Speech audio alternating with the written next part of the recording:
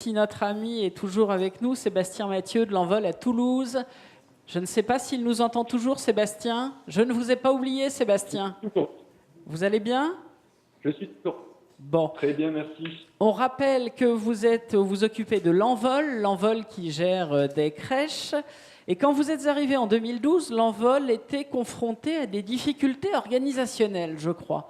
Racontez-nous ce qu'était l'enjeu, la difficulté au moment où vous êtes arrivé.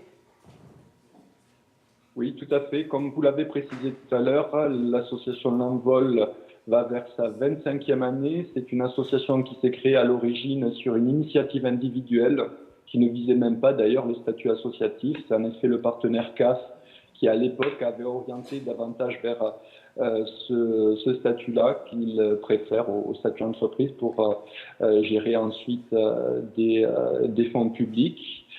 Et cette association s'est au cours des années développée. Donc nous sommes passés d'un établissement à 2, 3, 4, 5. Et au fur et à mesure de ce développement, on a rencontré des difficultés en termes de fonctionnement, ce qu'on appelle habituellement un effet de seuil, un fonctionnement, une organisation qui a été prévue pour une dizaine de salariés, voire une vingtaine de salariés, qui est très efficace, à un moment donné devient bien moins efficace lorsqu'on atteint 40 salariés et progressivement va générer un certain nombre de difficultés. Donc en effet, lorsque j'étais recruté moi en 2012, on était à cette étape-là, c'est-à-dire une impasse organisationnelle où tout le monde avait bien conscience qu'il était largement temps, au bout de quasiment 20 ans, d'évoluer, de changer de fonctionnement.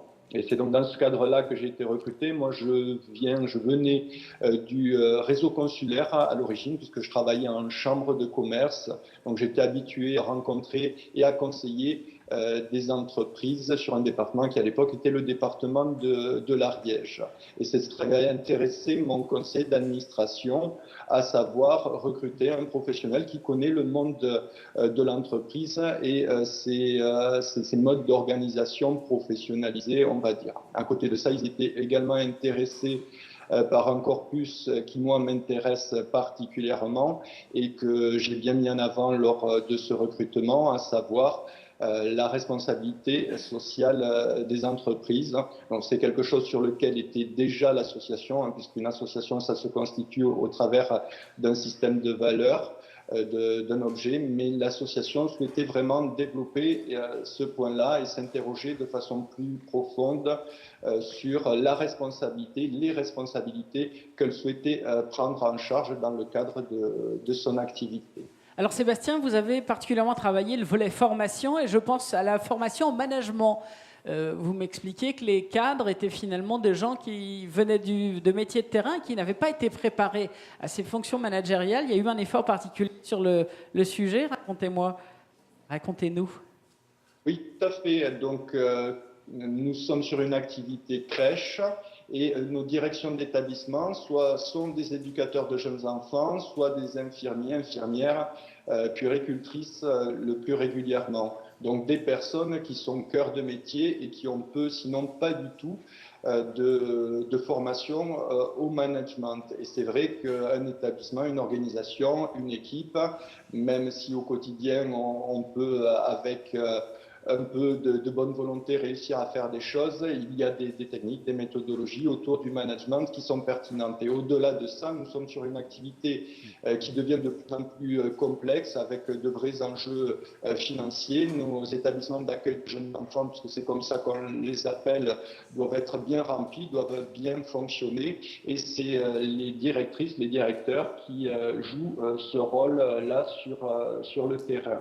Donc c'est pour ça que en 2012, on a fait le choix d'un vrai effort de formation de notre équipe de management pour préparer ces mutations que l'on souhaitait au niveau de l'association L'Envol.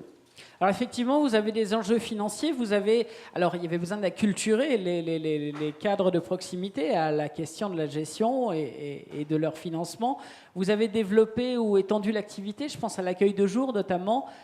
Dites-moi un petit peu comment tout cela s'est passé. Je n'ai pas très bien compris votre question.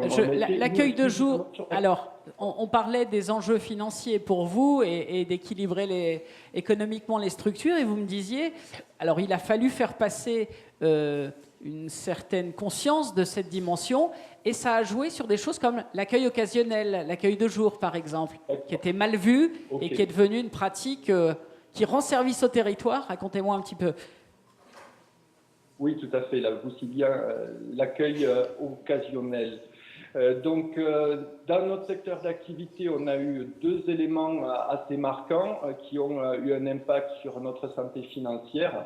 Le premier, c'est la mise en place d'une convention collective qui a été faite en 2008-2009, donc très intéressante puisqu'elle apportait des droits nouveaux à nos salariés, mais qui a représenté par contre une augmentation de nos charges assez importantes, de l'ordre de 40% en 5 ans, si vous imaginez.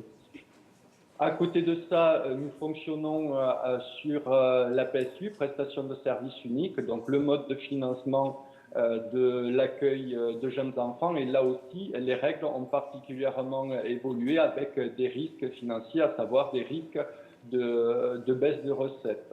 Voilà, donc ces risques-là fléchés vers la nécessité de mieux faire fonctionner nos établissements.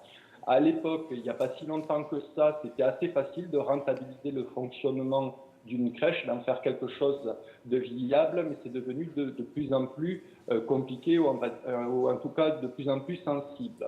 Donc dans ce cadre-là, en effet, il a fallu travailler notamment sur l'accueil occasionnel. Donc l'accueil occasionnel, c'est la possibilité d'accueillir des enfants sur des temps disponibles pour des absences d'autres familles ou sur des temps partiels, afin de faire en sorte que la crèche soit bien remplie et tout le temps. Et là, on avait de vrais freins de la part des professionnels au sein des établissements, parce que pour eux, ils faisaient le lien entre plus la crèche est remplie et plus c'est compliqué de faire son métier, ou en tout cas moins la qualité de l'accueil est là. Donc les directrices ont joué un rôle, et les directeurs, bon, nous n'avons que des directrices, c'est pour ça que je dis les directrices.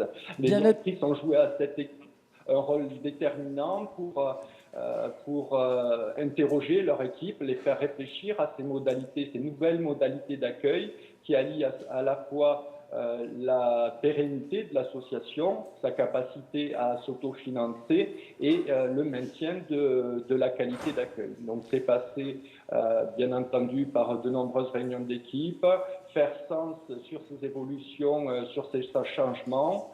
On a fait également un très gros travail qui a permis d'être en lien tous ensemble sur le projet associatif que l'on a refondé pour faire un lien entre, d'un côté, les valeurs que souhaitait défendre l'association et les actions qu'on retrouve au quotidien dans chacun de nos établissements.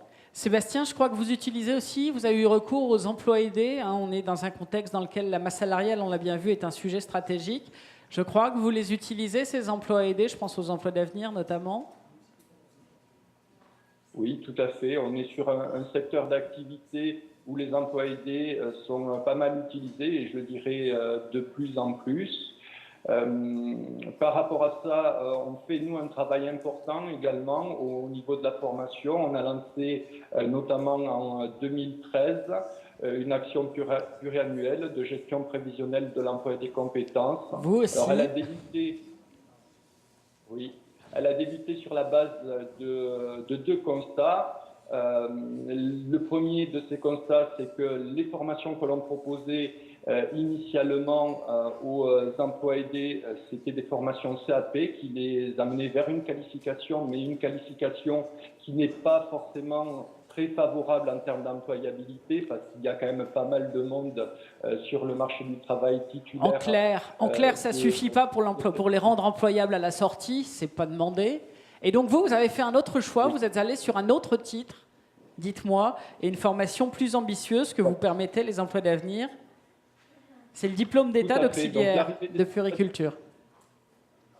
Oui, l'arrivée des emplois d'avenir, ça nous permettait de proposer, de se projeter sur une formation en 3 ans et donc de basculer sur une formation sur une qualification au travers d'une validation des acquis de l'expérience. Permettre à ces emplois aidés de développer des compétences directement chez nous et ensuite de les valoriser au travers de la VAE.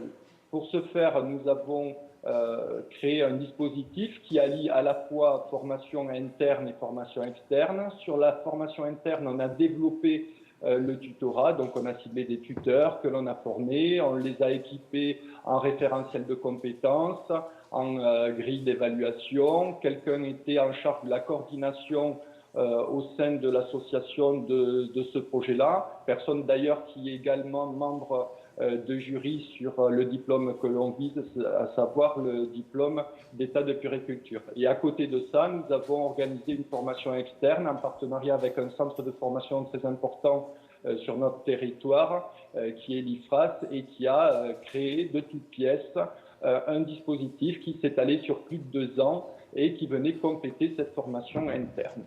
Merci Sébastien, merci pour votre témoignage, nous restons avec vous.